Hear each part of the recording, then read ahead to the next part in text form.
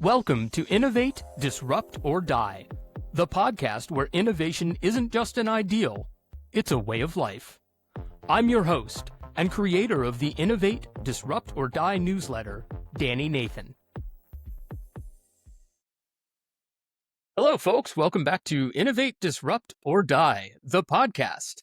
Today's episode, I have Adam Zuckerman, who comes from a very varied and interesting background in innovation and founding startups and all sorts of fun stuff. So, I picked death. Do you want to start it all over? No, I actually don't. Yeah, it's kind of funny. Like, innovation works. Have a backup Yes, camera. Innovation works as long as your technology goes with it. Awesome. So, Adam, welcome. Thanks for joining us. Tell us a bit about yourself and your background and how you got to where you are.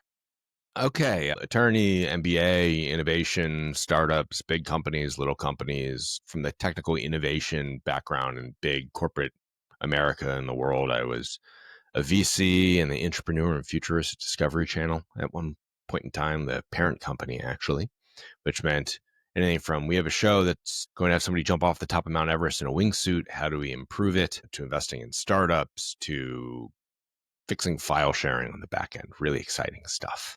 That's a pretty varied set of asks right there. Yeah, it was a strange time. I actually loved it. One of the best jobs I've ever had. The teams that I got to work with were unbelievable. But I was that person in the company where they didn't necessarily know where to put me. So at one point, I was reporting up into like the buildings facility CTO, something like that. So you were on the IT team. Yeah, I was on the IT team, but lent out to other groups in the company oftentimes. So I'd support ad sales while we went to ad agencies in Europe. A lot of really neat opportunities came from that job. Custom tours at CES, scouting, understanding the impact of future-facing tech like blockchain on American companies. And kind of neat. Super interesting. Did you get to climb Mount Everest to watch the guy jump off? I didn't. The show was actually canceled.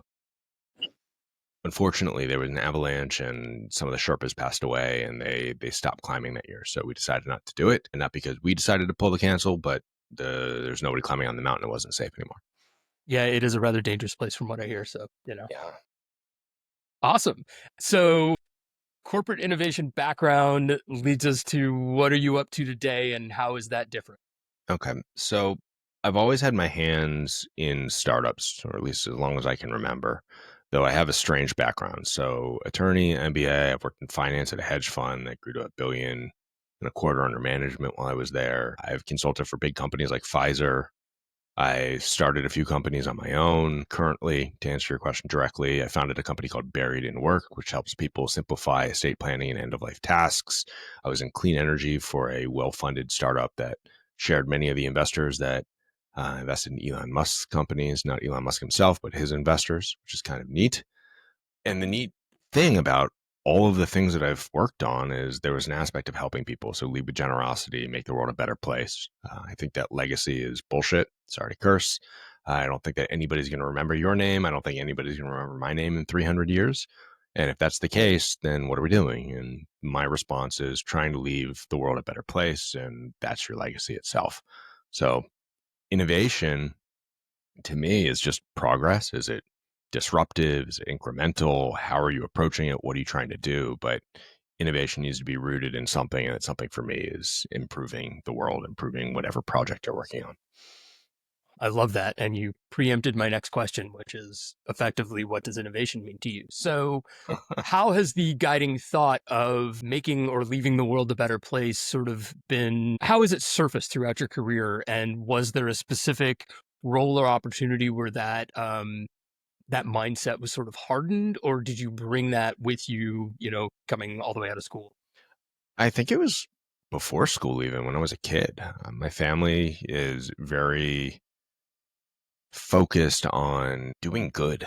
I guess just being good. It's a weird thing to say, but I remember my dad was organizing a 5K run for charity when I was little, and I'm volunteering when I'm 6, 7, whatnot at this event, put your kids to work. But it's always been family first, help other people, that type of mentality. My grandfather, he was one of the world's best organic chemists who was actually asked to work on the Manhattan Project, said no. At one point in time, my grandmother was like, I'm not moving to New Mexico. So he said no. There was a massive merger at one point in time, I think with PepsiCo bottling or something where he'd have to be on the C-suite. And he said, no, I like my life. I don't want to do it. I want to see my family first. It's going to take too much time. That is so rare, especially today. Yeah. Then, certainly as well, but I can't imagine people turning down those types of opportunities today. It's kind of crazy. Like my family has a bunch of entrepreneurs in it, some that have made billions, some that have made a little less. And I'm very fortunate that we have that balance of do good, help others. Maybe it works. Maybe it's not that traditional pathway. But for me personally, like I would not be good sitting at a desk in front of the same spreadsheet every single day. I'd be miserable. Like I just couldn't do it. Yeah, I think you and I are cut from the same cloth there. Yeah, it's similar. Fortunately, what happened, I left the company that I was at. I was planning on taking some time off. My dad was working in the basement with me, and he walks up the stairs after putting together a cabinet. He goes, Adam, I'm tired. And when he says he's tired, it's a little bit different than when we say it. When we say it, we go drink some coffee, we take a nap, go for a run, something like that. When he says it, he has to go to the hospital. And the reason why is that 6.5 years prior at the time, he was diagnosed with leukemia for the first time. I actually donated bone marrow to him, so I got to joke that he kept me around for spare parts, which is funny. But he goes to the hospital, they run some tests on Tuesday, check him in the hospital on Thursday, and he dies 12 days later.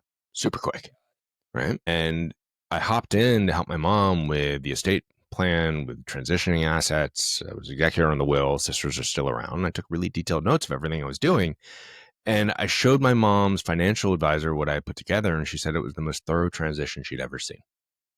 Now, we're approximately the same age. We both grew up watching cartoons, I imagine. And, a devil pops up on one shoulder. She's lying to you. She just doesn't want you to move your mom's money. She knows you have power of attorney. But then the angel pops up on the other one going, it's kind of organized. At this date, at this time, I called this person. I followed up with this email that was based on this template. Here's my tracking sheet. 300 rows in, yada, yada, yada. So I show some friends, and everybody went, you know what, Adam, this could actually help some people. You've got some time. Make a website. So I tried to make a really bad Squarespace website, few articles, few templates. Here you go, people. I hope it helps you, and, be done with it. So it started as a content play, primarily just as a way to share what you had discovered. Yeah, it was, hey, I have this information that made my life a lot easier, and maybe it can help you too. And I posted on LinkedIn, Facebook, Nextdoor, and Squarespace has analytics, and I had over 10,000 visits to the site in a week. Oh my God, that's happy traction. Yeah. And part of it was just based on who my dad was. People that he knew saw it and started sharing it, I imagine. This is great that you did this in memory of Andy. But the value is there, and people started reaching out going, well, let me ask you a question about this. What did you learn about this? Oh, did you realize this? We went through that. And then it changed to, thank you for sharing with me information about what to do. Can you help me do it? And then from there, we started hiring a lot of people, 1099s, and now the site's getting 7-figure traffic every single month in search results, which is turning into good actual traffic. We've got directories. We're being called the most comprehensive end of life and estate planning resource online, which is neat. We have over 150 information hubs that lead to directories and checklists and products. We've card games that were developed with professional designers. We have an events calendar that'll probably be up by the time that this goes live, unless you're super, super quick. You got partnerships, and it's just crazy to see how this has grown. And the weird thing is that a lot of people talk about innovation, going back to your question earlier, and then I'll stop my long monologue. No, please, it's great. Of what does innovation mean? And innovation to me is progress, but progress typically comes from somebody that is solving a problem. There's a lot of entrepreneurs that do very well that are in their 30s and their 40s and their 50s, that they've worked at a business, they have a little bit of savings, and then they see a process that they've been going through and they go, I can make this process better. I can sell this to someone else. But yet many Americans have this weird concept of startups and innovation coming from a guy like Mark Zuckerberg, who's done wonderfully, obviously, but they have this vision of a kid in college or not in college in a hoodie, hunched down over a computer hacking away. And that's the exception to the rule. It's amazing that he did it. That's the exception. It's not the norm. And it's really important for people that are interested in starting companies to figure out what that problem is that they're actually solving, and then is there a need with product market fit, all that good stuff. And I was just very lucky to have the background from all the companies that we talked about, from helping other entrepreneurs, that I was able to bring in people really quickly to help grow this and scale this in a way that I probably wouldn't have been able to do it if I didn't have that same background and experience. It sounds like you almost fell into it accidentally. I mean, you described it as I did all of this work because you needed it done, and then you decided to share it just to help other people, and now it has sort of blown up into something almost unexpected. How was that process for you, and like how does it compare to your past experience in bringing new products to life? Where that's a happy accident, and a lot of people would love to have. And I don't mean to discredit you at all, Mm-hmm. but a lot of people would love to have that moment of, oh yeah, I just sort of threw this thing out there and oh my god, like it took off. What was that like? Lots of emotions. On the one hand, it's a bizarre experience because every single day it throws back to my dad. I mean, I'm literally talking to you on a camera right now, or in front of a camera that's my dad's DSLR that I repurposed for a better camera. That's why I look so glowingly. People that are looking at a face for radio. Most companies that start that are able to survive as long as we can have a single product that they are laser focused on developing.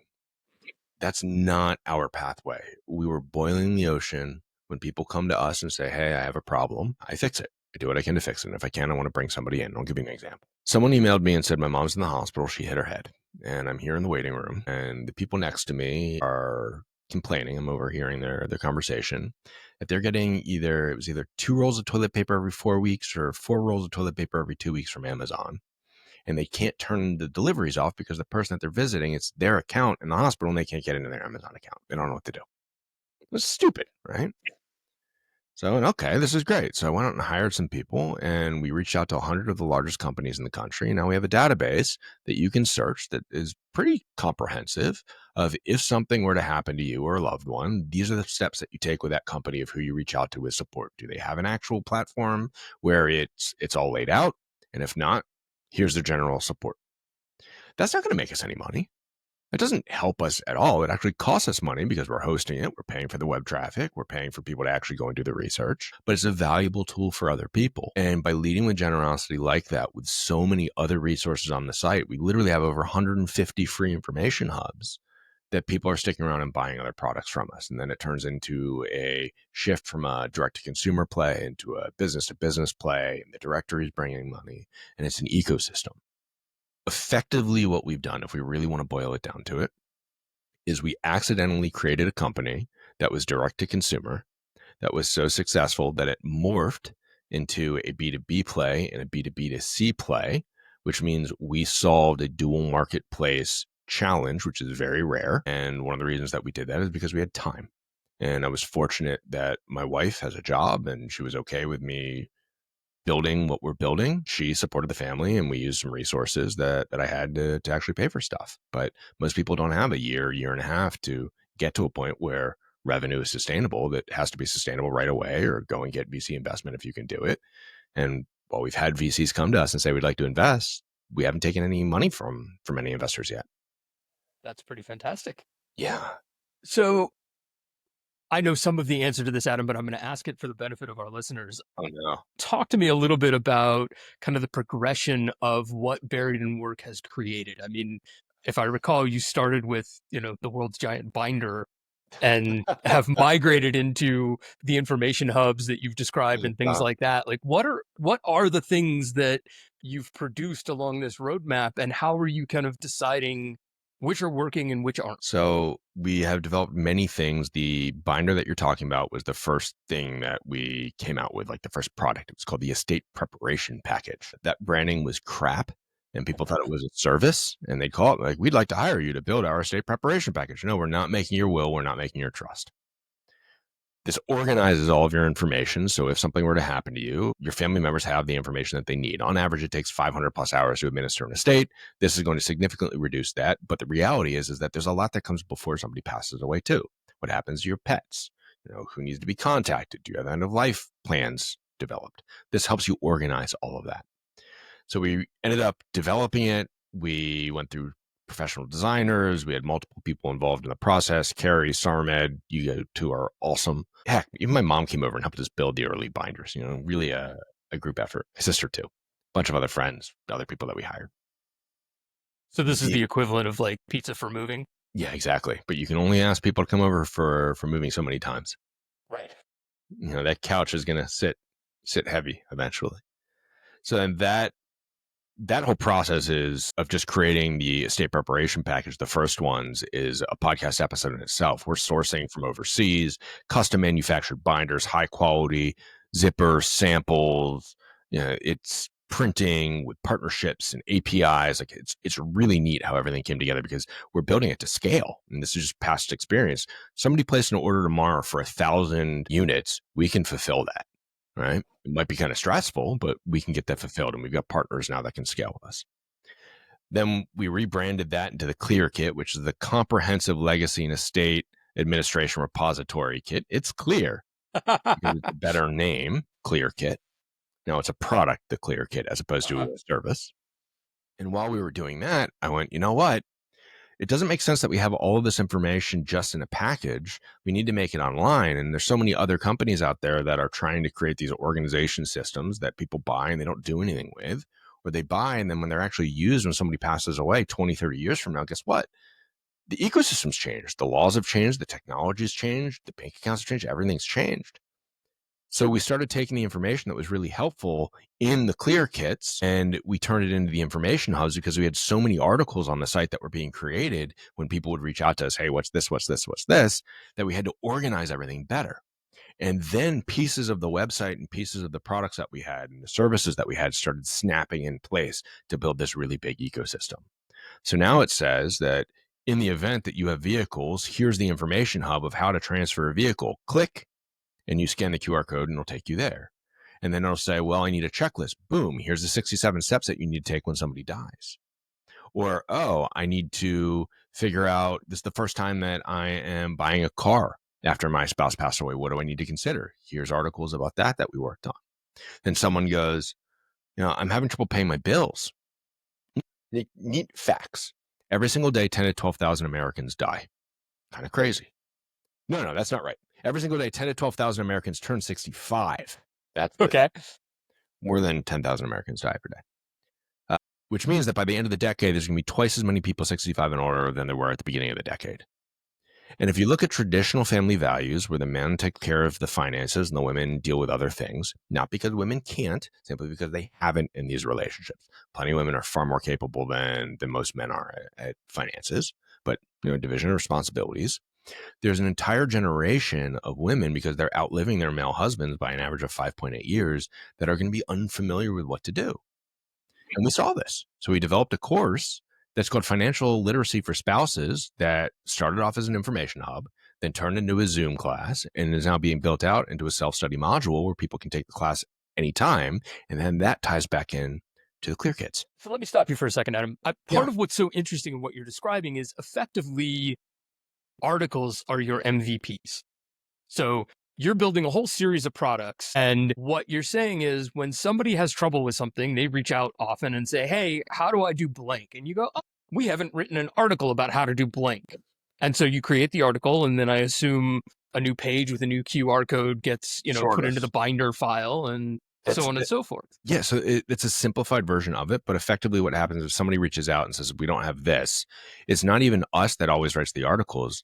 We've got our podcast, which has 60-something, 70-something, episodes. Many of those podcast guests, which are leaders in class. I mean, we're talking about the president-elect of the National Association of Estate Planning Councils, like really good people, right? They'll write articles for us. But the articles are also informing our products. They're informing a book deal that we have with Wiley Publishing, one of the largest book publishers in the world. And each information hub, it opens up with a section. It's a funny what he's saying. Then it's the hub name, then a description of what the hub is. Then there's a key things to know. So it's 5 to 10 bullets. Like if you don't know anything about what a charitable remainder trust is, here's what you need to know. Then it loads in resources. If we have extra resources on the site, sometimes they're there, sometimes they're not. Maybe there's a podcast episode, maybe there's a special checklist, maybe there's a hub, maybe there's a partner, because we also have affiliate relationships with partners. Then it goes in the articles that if they're tagged, they pop in.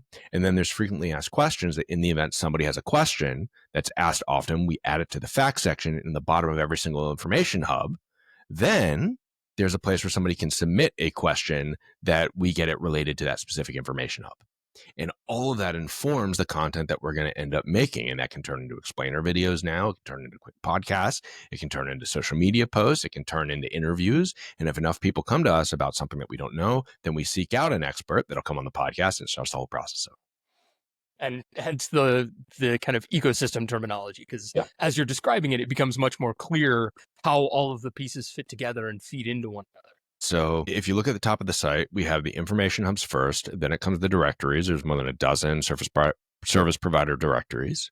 Those are getting a big upgrade right now. The events calendar is community calendar. So it will literally have anything from death cafes to national, conferences that people can go to. Death cafes. It's a cool way for people to get together and talk about end of life issues. Like people like talking about this. Got it. Okay. Right? Death cafe. I've never heard the term. Yep. We have Death During Dinner. You can use our 2 card games that were developed and host a dinner party and ask about people's life and if they're prepared for what's to come. We have a service where we will go into your house after you pass away legally or right before you pass away to get rid of your proverbial skeletons in the closet. A lot of people have a bag in the closet they don't want their kids to have to find. We won't get rid of firearms. We won't get rid of drugs. But anything else in between, like you've got a love letter from your college girlfriend that you don't want your wife finding, or you've got just stuff, whatever it might be. Sure. We'll let imaginations run wild. Yeah, no judging. We will help you out. Right. Very cool. We want to educate people on from space burial to reformation or human composting. We've learned about turning people's ashes into vinyl records to diamonds. There's so many crazy things that people don't think about when you talk about the entire life cycle. But when you start talking to people about it, it's like cancer.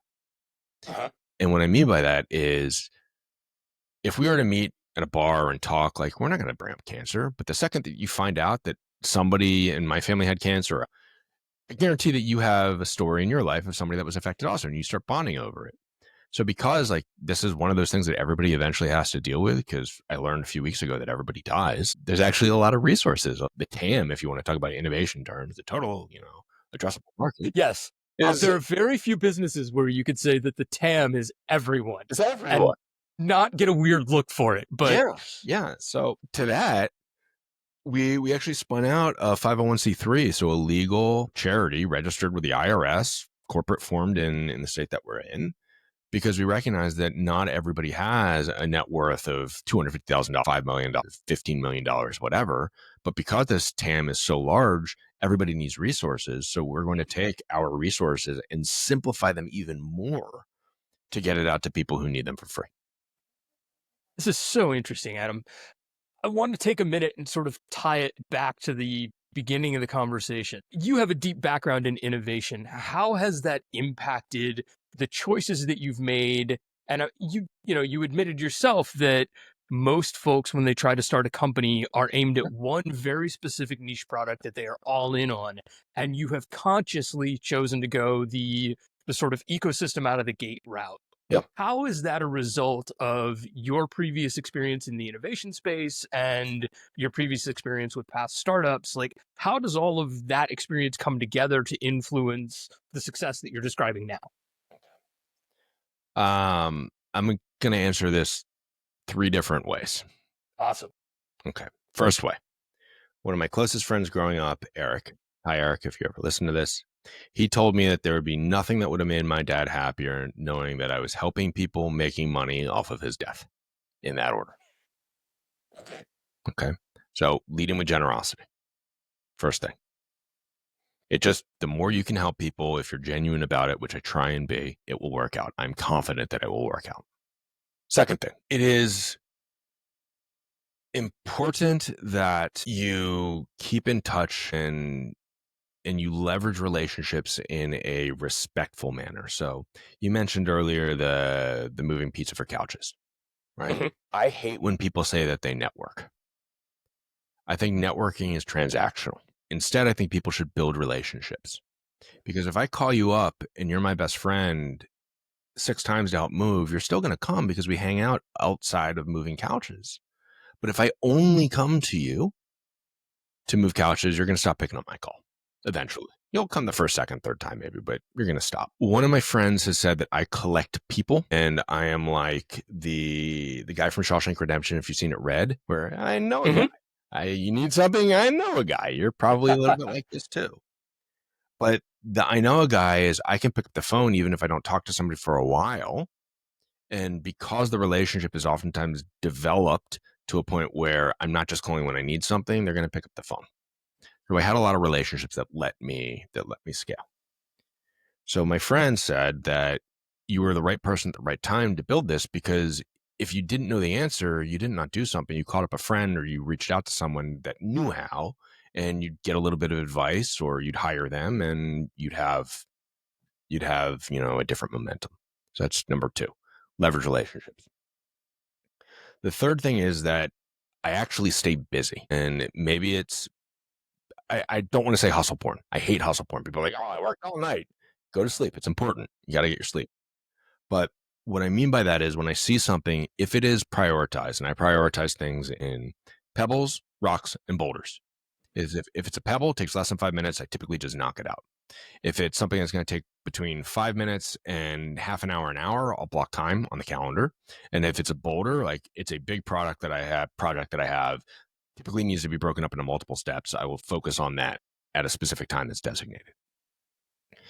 But you have the opportunity that you can impact other things with growing the size of the pie. We're going to go back to pizza pie references for everybody. Here's an example. I started another company last week, and it is yourexplainervideo.com. Okay. I'm co-founder in this company. It is live. It is working. Revenue is good already, which is kind of cool. A weekend? That's impressive. Yeah, we've got people coming in. So I needed explainer videos for Buried in Work. And I found some people that lived in Pakistan, worked with the 800 clients in 39 countries. Now, I'm looking at how I can simplify the process for them, how they can always use more clients as they scale their business also. And I also know what people pay for these videos. And I said, I've got contacts. Why don't we start a company where we can advertise in the United States, and we'll get you more business. We're going to increase the cost a little bit to cover overhead. It's still going to be completely reasonable price for everybody. And what we're going to do is we're going to use the videos that we're making for Buried in Work as the demonstration example videos on the website also. I love the sort of ninja move of the marketing tied into another revenue driver, tied into the idea of leading with generosity, as you've said, and helping somebody else gain a foothold in a market that they might otherwise struggle with. And we're upfront about it, like literally on the about page. Go to yourexplainervideo.com. That's yourexplainervideo.com. And on yourexplainervideo.com, on the about page, it'll say that we met on a project from Buried in Work. This is the origin story, and we're honest about it. So what does your team look like for Buried in Work, or is there a team? And you mentioned, a bunch of 1099s. Like, how do you cultivate an organization that leverages both your experience in innovation and is also free for people to experiment, to try, to take risks, things of that sort? Like, how does that play out? Great question. Lots of 1099s. Everybody reports into me right now. We do not have the structure in place where we've got full back office support, XYZ. We don't need that right now. I think that the way innovation has played with AI, other tools, we can do a lot more today than we could do 5-10 years ago with a much smaller, more nimble team. Right? We are looking at one-to-many relationships, which help us scale now as opposed to one-to-one. Happy to talk to your mom, happy to scale up in that regard of the one-offs, but making a $20 sale doesn't change the needle for us. We want to talk to people that are interested in buying 1,500 clear kits for all of their clients, for example. So this is where the B2B2C play comes in that you were mentioning earlier, is selling through the people who are already known for advising folks that are kind of in the situation that Buried in Work caters to. And it's not even selling through. Selling through means that they're going to encourage their clients to buy it, which is fine. But the bigger play is that we want them to be a content contributor on our site and then possibly buy it for their customers because it improves their relationships. We want to have our card games inside hospices. Every single time somebody comes in, they should get one of our games. It is a value add as opposed to just push our products in retail. It sounds like that's another one of your sort of hidden ninja moves, as you're talking about, all of the content that you've created and the collection of articles that both you and your partners have written. I can only imagine that the SEO footprint has grown pretty quickly. Yeah, that's the name of the game. The more people that know about us, the better. If you want to give us a backlink that is a unpaid backlink, we're happy to talk about it. When somebody posts on our site, they get a badge that says, I'm a Buried in Work badge contributor, and they can put that on their website if they want. We're working on a cool thing where our store itself becomes an Etsy-like marketplace where we had our first sign up last week where other people in the industry can list their products on our website, and then they fulfill as a drop shipper, and we pay out. And we had a company that does biodegradable urns and caskets. They want to join too. It's a whole world out there that if you asked me 5 years ago what I'd be doing, this is not what I would have said, but I can imagine. This is the most rewarding company that I've ever worked in. And it's not because it's mine. It's because we're helping so many people. One of the windows that I love to have open is our Google Analytics. And the reason why I like the analytics is not to see like what people are using. Well, that's pretty impressive or fun to watch. It's just neat to see how many people are on the site from all over the country. How has this experience differed from past experiences, past teams that you've built? You've described what stands out about it, but how are the challenges different? Challenge number one, I don't make nearly as much money as I used to. Hey, I'm not going to lie. Working for big companies with stock options and salaries, that's nice. I miss that. Yes, there's a certain comfort that comes with that. The value of the company is already pretty good. Culture is a lot of fun. The people that I'm working with are phenomenal people. Part of the reason why we've been so successful at what we're doing is because we can pick in best-in-class people that are responsible, that get their job done, that live anywhere. And the level of topics and the people that we get exposed to is really challenging at times also, but also rewarding. And on the one hand, we helped save somebody $403,000 because they followed one of our checklists. Wow. Buried in Work is focused on a period in people's lives or the end of people's lives it's difficult. Nobody enjoys dealing with death and the aftermath of it and so on. How much does that impact your view of the work in the company? Is there a moment of, does it ever bring you down, or do you view it always through the lens of how are we helping people at a time where they're having trouble? I'm going to ask you to rethink your question. Okay. If you die without having a will or trust, you still have an estate plan. Your estate plan is dictated by the state that you live in. It's called dying intestate, which means that your assets, whatever you have, goes through a legal process that's dictated by the law. Okay. When you are 13 years old, 15 years old, 17 years old, you still need to start the process. And we're not saying that you need to make a will, but you need to start learning how to manage your information. You need to start understanding how money works. You need to start documenting your accomplishments so you get in this rhythm. Right? When you turn 18, you should have a will. It's a basic will. You should have a healthcare proxy. In the event that something happens to you, who's going to be able to make decisions for you, right? You should have a financial power of attorney, because the second that you turn 18, your parents can no longer advocate for you necessarily in many circumstances until something happens. Your estate plan has to be made today for tomorrow and evolve with you over time. And that's what Buried in Work is about. It's not saying we're helping only with end of life issues. Oftentimes, this is when people take it most seriously. Sure. Right? But what we're trying to do is change the narrative. As you're explaining it, obviously it's very clear that what you're really doing is providing information for people at various life stages related to the things that that are hard to sort of wrap your head around. This is a terrible comparison, but it reminds me of the there's some YouTube channel, and I don't remember the name of it, but it's all the stuff that your dad didn't teach you. Exactly. Or that your dad should have taught you. Exactly right. And it's that, but instead of for changing a tire, it's how do I prepare for the inevitable, regardless of when it might happen? Exactly, because estate planning is far more than just transferring your assets, the impact on your family and everybody else. So the question then is like, what milestones do we have that you're going through? Have you had a big job change? Has your salary changed? Have you started a company? Have you ended a company? Are you married? Do you have kids? Do you not have kids? That no matter where you are, we want to give you some of the bullet points. This is what you should consider. So you can start having these conversations now, get the stuff in order now, because it's a lot easier to update it than it is to start from scratch later on in life when things get a little bit more dicey. Got it. So what started out of estate planning and, something related to the unfortunate death of your father has now grown into almost a full life stage planning practice. That is correct. And it has been joked that we should start buried in real estate, buried in babies. I don't really like the buried in babies. Yeah, that name's a little tough, but I do understand the point. But it's effectively a series that Buried in Work is a platform that helps people simplify estate planning and end of life tasks. And estate planning, most people think starts later on in life, but the reality is it should start when you're a kid, because it's lessons, it's ethics, it's morals, it's everything else that goes in between that, education. But as soon as you're an 18-year-old, you should be getting your actual estate plan in order, and it just evolves with you over time.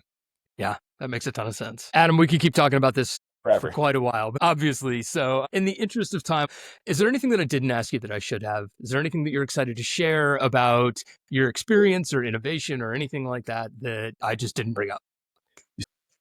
I'm a beekeeper. All right. So I'll focus on that. You need to get back to nature, have some fun. I have 3 hives, probably 120,000 bees in the yard right now. Wow. Yeah. How much honey does that produce? Depends on the year. Depends on where you're located. So last year we had 30% less honey than the year before, because during the season when the bees are typically out foraging for their nectar that turns into honey, it rained a lot, so they couldn't get as much. Yeah, so it depends. Some bees produce a lot, some don't. Depends what climate you're in. It depends what type of bees you have. Bees have personalities. All right, give me a ballpark. How many jars did you get last year? We got I have no sense. We got 60 or 80 pounds last year. Oh my God. Okay. That's a lot of honey. That's a lot of honey.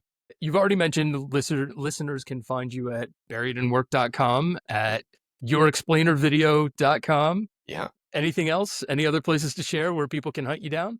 I'm on LinkedIn. Easy to find. Adam Z. Awesome. Well, Adam, thanks so much for joining me. It's been a pleasure, and I wish you all the best. I can't wait to see how the ecosystem grows from here. Thanks, Danny. Appreciate you. That's it for today. Thanks for tuning in to Innovate, Disrupt, or Die, the podcast.